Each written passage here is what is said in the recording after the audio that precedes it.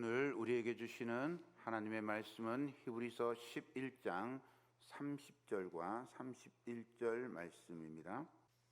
믿음으로 7일 동안 여리고를 도니 성이 무너졌으며 믿음으로 기생 라합은 정탐꾼을 평안히 영접하였으므로 순종하지 아니한 자와 함께 멸망하지 아니하였도다. 아멘. 오늘도 우리 주님의 은총이 함께하기를 소망합니다. 지난번에도 한번 했었던 것 같은데 밸런스 게임이라고 기억나십니까? 우리 지난번에 한번 했었는데요. 선택해 보십시오. 탕수육 먹을 때 제일 쉬운 거 찍어 먹을 거예요? 부어 먹을 거예요? 네. 찍어 먹어요. 네. 부어 먹어요. 네. 이건 각각의 취향이 다릅니다. 그렇잖아요. 제가 요리사한테 물어보니까 부어 먹는데요.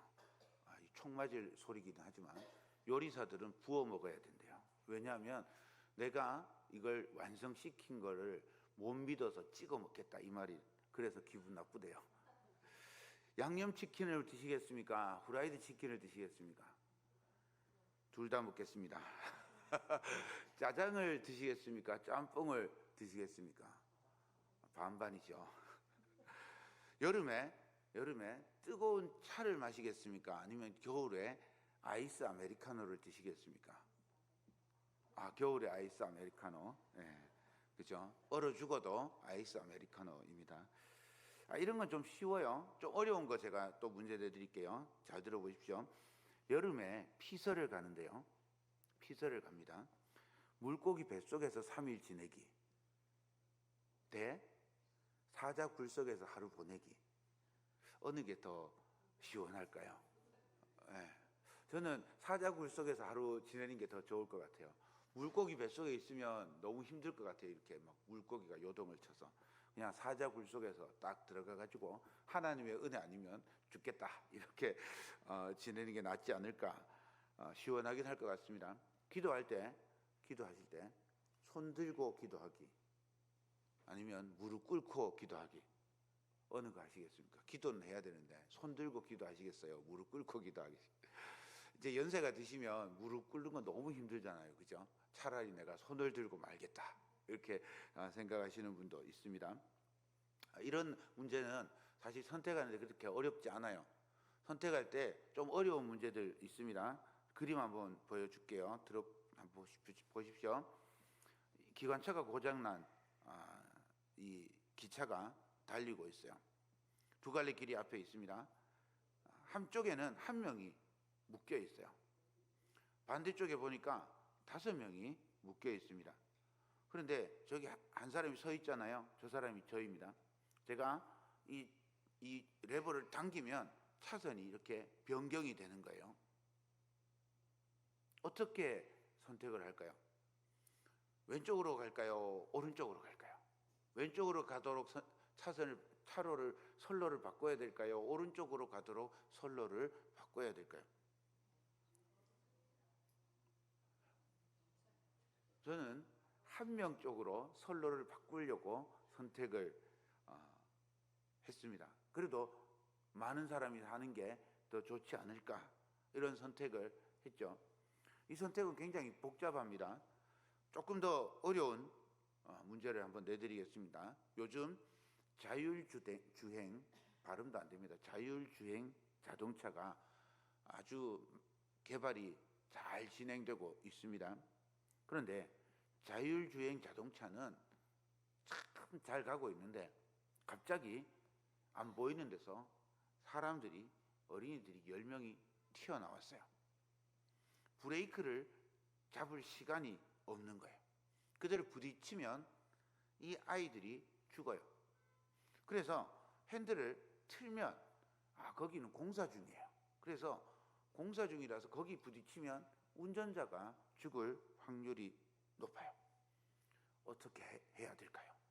자율주행 자동차에 인공지능에게 뭐라고 명령을 내려놓아야 될까요? 그냥 바꿔 나가야 되냐? 아니면 운전자가 죽더라도 핸들을 꺾어야 되는가? 어떻게 하시겠습니까?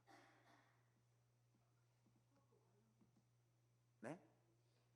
뭐라고요? 꺾고 가요? 꺾으면 죽어요. 꺾으면 운전자가 죽고 달리면 아이들이 죽어요. 어떻게 해야 될까요? 이 문제가 굉장히 힘든 문제인데, 만약에 이제 앞에 우리 트롤리 이야기처럼 한 명 쪽으로 방향을 튼다, 한 명이 희생하는 것으로 5명이 사는 게 좋다라고 생각할 수 있는데, 만약에 그렇다면 한 명 운전자가 나는 죽어야 되는데 차를 사겠습니까? 차는 아이들이 사는 게 아니고 돈 많은 운전자가 사거든요.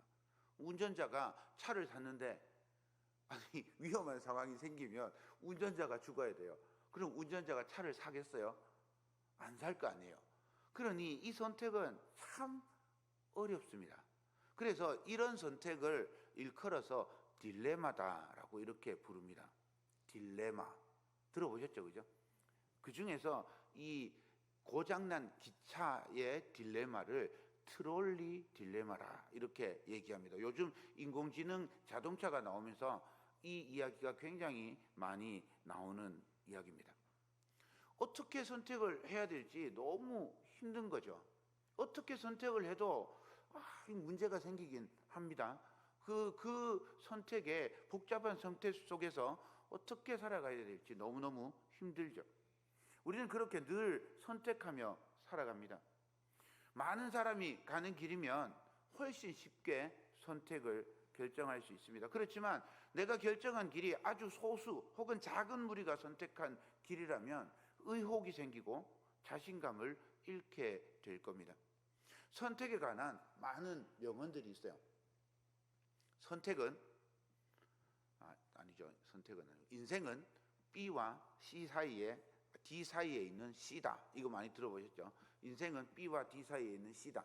이 무슨 말인가 하면 영어로 탄생은 B로 시작해요. 그래서 인생은 탄생에서부터 시작해서 D는 죽음이라는 말이에요.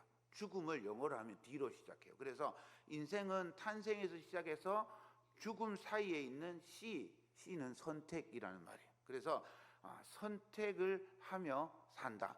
태어나서부터 죽을 때까지 선택하면서 산다라는 뜻입니다. 그러니 참 선택장애 있는 사람은 살기가 힘들 것 같습니다. 선택에 관한 명언 우리 잘 아는 거 있습니다. 순간의 선택이 10년을 좌우합니다. 이 80년대 나온 광고, LG 옛날에 금성 TV 광고거든요. 순간의 선택이 10년을 좌우합니다. 또 이런 말도 있습니다. 당신의 선택이 희망에 의한 것이어야지 두려움에 의한 것이면 안 됩니다. 넬슨 만델라 대통령이 한 말입니다. 때로는 당신은 옳은 선택지는 하나도 없고 잘못된 선택지에서만 선택해야 할 때도 있습니다. 이런 상황에서는 최대한 덜 잘못된 선택지를 골라야 합니다. 정치인들한테 적용되는 그런 말입니다. 정치인들이 전부 다 자기 잘났다고, 자기는 이 시대에 하늘이 내린 완벽한 지도자라고 다 이야기하죠. 그렇지만 가만 보면 늘 부족하고 모자랍니다. 이쪽에서 보면 여기가 부족하고 저쪽에서 보면 저기가 부족해요. 그래서 어떤 사람을 선택해야 되는가 하면 덜 나쁜 정치가를 선택하는 거예요. 덜 나쁜 정치가. 더 나쁜 정치가를 선택하면 정말 골치 아픕니다. 그러니까 덜 나쁜 정치가를 선택하는 게 투표에 있어서 굉장히 중요한 기준입니다. 하늘이 예비한 정치가, 우리나라에 없으면 안 되는 정치인 이런 건 없습니다. 그냥 선전 용어일 뿐입니다. 그저 조금 덜 못나고 조금 덜 부족한 그런 정치인을 선택하는 것이 가장 좋은 선택이라고 가르쳐주고 있는 명언입니다. 오늘 믿음의 여인 라합이라는 제목으로 우리가 라합에 관해서 생각하는데, 이 라합의 선택, 라합이 어떤 선택했는지를 보면서 우리의 삶에서 또 어떤 선택을 해야 할지 함께 생각해 보고자 합니다. 먼저 라합이 어떤 사람인지 한번 살펴보겠습니다. 여호수아 2장 1절입니다. 눈의 아들 여호수아가 시딤에서 두 사람을 정탐꾼으로 보내매 이르되 가서 그 땅과 여리고를 엿보라 하매 그들이 가서 라합이라 하는 기생의 집에 들어가 거기서 유숙하더니. 라합의 직업은 기생입니다. 소위 몸을 파는 여인이라는 말입니다. 그런데 성경은 이 직업을 숨기지를 않습니다. 그냥 기생이라고 정확하게 표현을 하죠. 다른 성경에서는 창녀라고 표현을 하기도 합니다. 여관을 겸해서 몸을 파는 여성이라는 뜻으로, 혹은 여리고에 우상 숭배하는 신전에 소속되어 있는 여성 사제인데, 이 사제가 제사 드리는 중에 성관계를 하는 그런 사제라고 그렇게 해석을 하기도 합니다. 사는 곳은 여리고입니다. 고대 여리고 성터를 발굴해 보니 여리고는 이렇게 생겼습니다. 성벽이 이중으로 되어 있어요. 그래서 안에 성벽이 있고 바깥에 성벽이 있습니다. 안에는 아주 돈 많고 권력 있고 왕과 또 지도자들, 핵심 인물, 이런 사람들이 안에 살고, 바깥에는 소외되고 힘없고 연약한 그런 사람들이 사는 곳입니다. 외성과 내성이 있는데 이 성벽의 두께가 3m가 넘었다는 그런 이야기도 있습니다. 라합은 그 중에서 외성 성벽 위에 살고 있었습니다. 그래도 성 안에 살았으니 다행이기는 합니다. 성의 바깥에 사는 건 목숨을 걸고 사는 것과 같기 때문입니다. 가장 외곽에 살았다는 말은 성에 살지만 성에 사는 사람들 중에서 가장 소외된 사람이었음을 알 수 있습니다. 그렇게 생각해 보면 성벽 이쪽 편에 있는 성벽의 집이 있잖아요. 저 집처럼 저렇게 라합의 집이 생긴 겁니다. 그렇게 생각해 보면 라합은 지위가 높은 신전 사제였기보다는 여관을 하면서 몸을 파는 그런 창녀일 것으로 그렇게 생각이 됩니다. 그래서 자연스럽게 정탐꾼이 라합이 하는 여관에 머물게 되었을 겁니다. 고대의 여관이나 술집은 정보가 모이는 곳입니다. 그래서 영화에서 보면 술집에서 정보를 사고 파는 그런 모습들이 보입니다. 정탐꾼들도 여관에 머물면서 정보를 모으려고 했을 것 같습니다.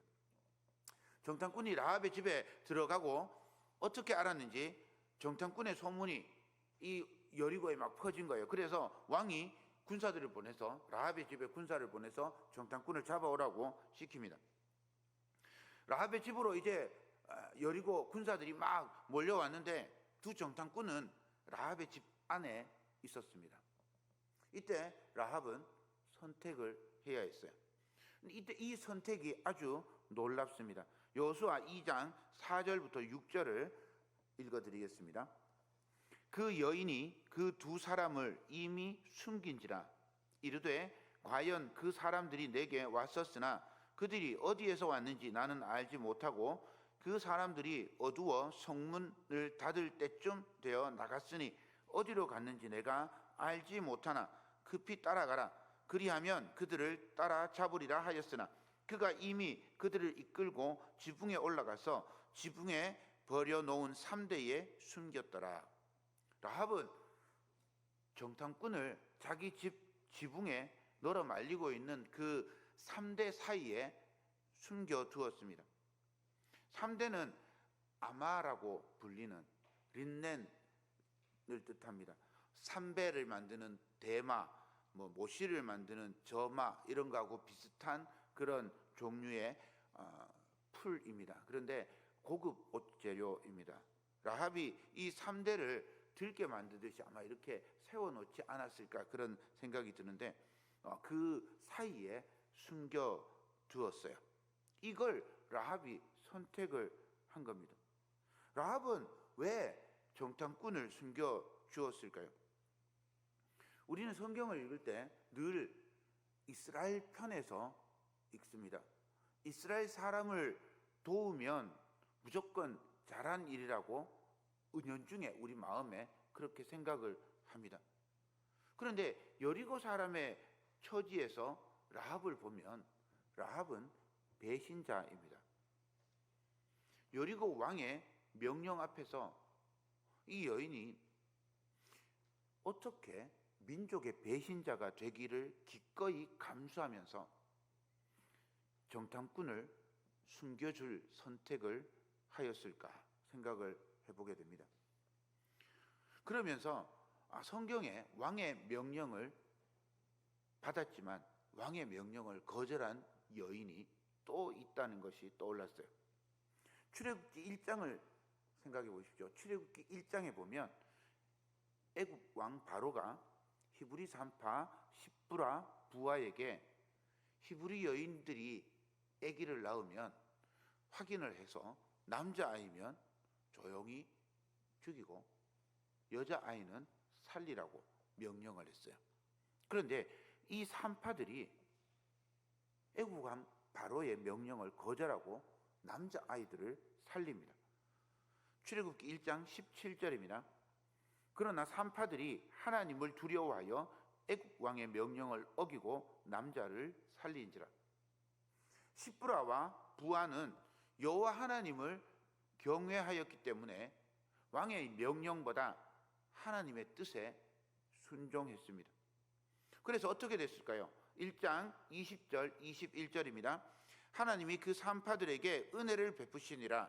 백성은 생육이 번성하고 심히 강대하며 산파는 여호와를 경외하였으므로 하나님이 그들의 집을 왕성케 하신지라. 하나님을 경외하는 히브리 산파에게 은혜를 베푸시고 생육하고 번성하며 심히 강대하게 해주셨어요. 십브라와 부하가 하나님을 경외했던 것처럼 라합은 하나님을 경외했습니다. 여호수아 2장 9절부터 11절 말씀입니다. 말하되 여호와께서 이 땅을 너희에게 주신 줄을 내가 아노라. 우리가 너희를 심히 두려워하고 이 땅 주민들이 다 너희 앞에서 간담이 녹나니 이는 너희가 애굽에서 나올 때에 여호와께서 너희 앞에서 홍해물을 마르게 하신 일과 너희가 요단 저쪽에 있는 아모리 사람의 두 왕 시혼과 옥에게 행한 일 곧 그들을 전멸시킨 일을 우리가 들었음이니라.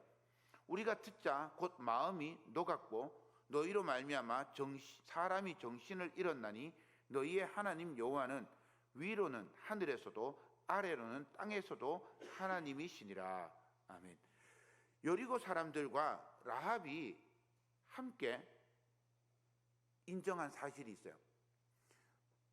라합이나 여리고 사람들이 똑같이 이스라엘 백성들이 애굽에서 나올 때 행하신 그 열재앙과 홍해를 마르게 하신 하나님의 능력을 인정했습니다.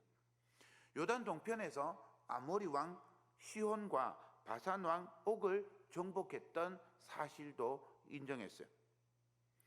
이 땅 가나안을 하나님께서 이스라엘 백성에게 주셨다라고 하는 사실도 알았어요. 이스라엘 백성들이 두려워서 간담이 녹았다, 이 말도 같이 동의를 합니다. 여리고 사람이나 라합이나 똑같이 이 네 가지 사실은 인정을 하고 있습니다. 그런데 이 네 가지 사실을 알고 나서 행한 선택 그리고 그 결과가 전혀 다릅니다. 여리고 왕과 백성들은 정탐꾼을 찾아 죽이고 성을 단단히 잠그고 지키고 있으면 안전할 것이라고 생각했어요. 그래서 성을 닫고 정탐꾼들을 죽이려고 하는 선택을 하게 됩니다. 라합의 선택은 전혀 반대의 선택을 합니다. 여호와 하나님이 하늘과 땅의 하나님이시니 여호와 하나님을 선대하는 사람, 선대하심을 의지할 수밖에 없다. 여호와 하나님이 은혜를 베풀어 주시는 것밖에는 내가 살 길이 없다라고 하는 걸 선택했어요. 그래서 여호와 하나님을 선택하기로 작정을 한 겁니다. 여리고 왕은 자기 성벽의 강함, 자기 병사의 용맹함을 선택했다면 반면에 라합은 하나님의 은혜를 선택했습니다. 똑같은 상황을 보았지만 전혀 다른 선택을 하게 되었습니다. 그 선택의 결과는 어땠을까요? 여리고 왕과 백성은 하나님 앞에 완전히 무너지고 점령당하고 온전히 바쳐졌습니다. 여호수아 6장 20절과 21절입니다. 이에 백성은 외치고 제사장들은 나팔을 불매 백성이 나팔 소리를 들을 때에 크게 소리질러 외치니 성벽이 무너져 내린지라. 백성이 각기 앞으로 나아가 그 성에 들어가서 그 성을 점령하고 그 성 안에 있는 모든 것을 온전히 바치되 남녀노소와 소와 양과 나귀를 칼날로 멸하니라. 라합은 어땠을까요? 6장 22절입니다. 여호수아가 그 땅을 정탐한 두 사람에게 이르되 그 기생의 집에 들어가서 너희가 그 여인에게 맹세한 대로 그와 그에게 속한 모든 것을 이끌어내라 하매 라합과 그의 가족과 친족 그에게 속한 모든 것을 성 밖으로 끌어내서 살려주었습니다. 정탐꾼을 살려주는 이 선택은 라합과 그의 가족을 살리는 선택이 되었습니다. 천하고 소외당하고 연약한, 그래서 하찮게 여겨지는 여인이지만 이 라합의 선택으로 가장 존귀하고 고귀한 왕과의 혈통에 포함되고 더 나아가서 예수 그리스도의 계보에 속하는 은혜를 입게 되었습니다. 라합의 선택을 보면서 우리 삶을 돌아볼 수 있었으면 좋겠습니다. 라합을 살리고 라합의 가족을 살리고 라합이 구원받게 되는 이 살리는 선택은 선대와 환대에 기초하고 있습니다. 라합은 나그네를 소홀히 하지 않고 기꺼이 받아들이는 마음, 힘없고 연약한 자라고 무시하고 마음대로 그의 삶을 결정하고 보호하지 않는 그런 마음을 포기했습니다. 힘없고 연약한 자들을 돕고 보호하고 그들과 함께 하는 마음을 가졌습니다. 예수님께서 마태복음 25장 양과 염소에 비유해서 이렇게 말씀하셨습니다. 25장 40절입니다. 임금이 대답하여 이르시되 내가 진실로 너희에게 이르노니 너희가 여기 내 형제 중에 지극히 작은 자 하나에게 한 것이 곧 내게 한 것이니라. 히브리서 13장 2절 말씀에도 손님 대접하기를 잊지 말라. 이로써 부지 중에 천사들을 대접한 이들이 있었느니라. 선하게 대하는 이 선대가 선대를 부르고 환대가 환대를 부르는 것, 이게 성경의 원리입니다. 라합이 정탐꾼을 선대함으로 이스라엘 백성이 라합을 선대했습니다. 히브리서 11장 31절을 보겠습니다. 믿음으로 기생 라합은 정탐꾼을 평안히 영접하였으므로 순종하지 아니한 자와 함께 멸망하지 아니하였도다. 히브리서 11장에서 알려주는 라합이 멸망받지 않고 구원받는 이유는 두 가지입니다. 첫 번째는 믿음입니다. 믿음으로 라합은 하나님께서 여리고성을 무너뜨릴 것을 알았습니다. 믿음으로 라합은 자기 모든 것을 건 선택을 했습니다. 그리고 멸망하지 않고 생명을 얻었습니다. 모든 사람들이 정탐꾼을 잡아 죽이고 여리고를 공격하는 이스라엘 사람들을 대적할 때 라합만이 믿음으로 이스라엘 백성 편을 든 거죠. 아니, 하나님의 편을 선택한 겁니다. 두 번째로 정탐꾼을 평안히 영접했습니다. 정탐꾼을 그 위기의 순간에 선대하고 숨겨주었습니다. 야고보서 2장 25절을 보십시오. 또 이와 같이 기생 라합이 사자들을 접대하여 다른 길로 나가게 할 때에 행함으로 의롭다 하심을 받은 것이 아니냐. 라합이 사자들, 정탐꾼들을 선대하여서 의롭다함을 얻었습니다. 이 선택이 라합과 그의 가족에게 구원의 은총을 입게 하였습니다. 이것이 얼마나 놀라운 사건인지 보십시오.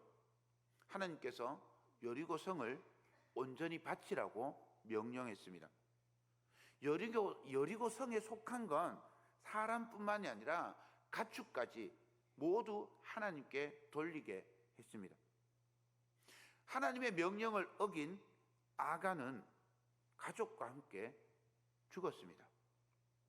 그런데 라합과 그의 가족은 예외가 되었습니다.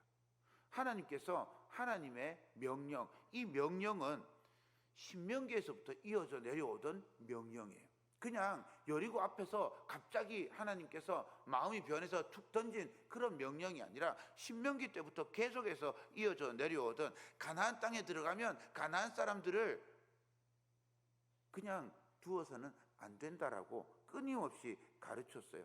그런데 가나안 사람들 중에 가장 첫 성읍에 있는 여리고 성에 있는 이 라합과 그의 가족들을 하나님의 그 명령이나 하나님의 약속이나 하나님의 마음을 다 스스로 하나님께서 저버리시고 구원의 은총을 베풀어 주셨습니다. 이게 얼마나 놀라운 사건인지 이해가 되십니까? 모두 다 죽는데 하나님께서 하나님의 원칙을 깨버린 거예요. 사람도 자기 원칙이 있는데 그 원칙 깨고 싶어 하지 않잖아요. 그런데 하나님께서 라합을 위해서 하나님의 원칙을 깨고 라합을 살린 겁니다. 이 하나님의 선택이 라합을 구원하게 했습니다. 라합이 구원받았듯이, 아니 그보다 더 큰 은혜를 우리가 받았습니다. 라합은 선대하기로 선택해서 구원의 은혜를 입었습니다. 그렇지만 우리는 아무것도, 어떤 것도 하지 않았지만 하나님께서 우리를 선대하시고 은혜를 주셨습니다. 독생자 예수 그리스도를 십자가에 내어주시며 우리를 선대하시고 생명을 주셨습니다. 하나님의 은혜에 감사한 라합이 은혜로 다윗의 조상 그리스도의 계보에 들어간 것처럼 우리도 하나님의 은혜로 값없이 의롭다함을 얻고 하나님의 자녀가 되는 권세를 얻었습니다. 라합처럼 선택하고 라합처럼 결단하는 저와 여러분의 삶이 되기를 소망합니다. 선택의 순간에 하늘과 땅의 주인이신 하나님을 생각하면서 하나님의 자녀답게 선택하며 살리는 선택을 하는 복된 한 주간 되시기를 축원합니다. 주님께서 원하시는 바른 길을 선택할 수 있는 지혜와 은총이 함께 하시기를 축원드립니다.